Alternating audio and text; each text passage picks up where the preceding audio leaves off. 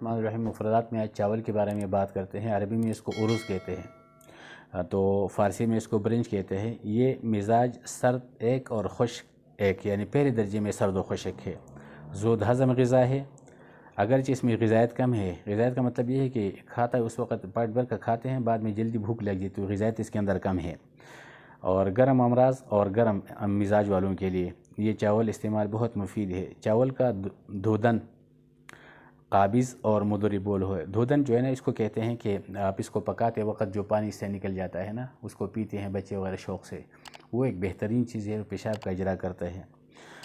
اسی وجہ سے اسہال، سوزاک اور سیلان الرحم یعنی لیکوریا جیسے امراض میں یہ مناسب ادویہ کے ساتھ استعمال کرتے ہیں۔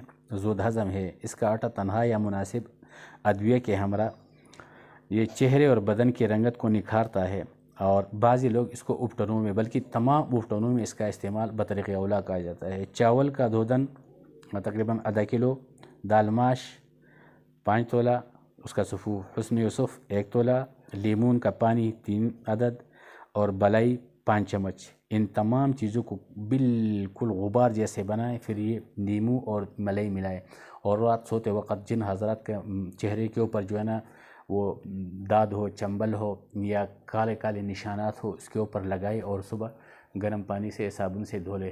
انشاءاللہ العزیز 10 دن لگائے، بالکل چہرے کو نکھار کے بہترین بنا دیتا ہے۔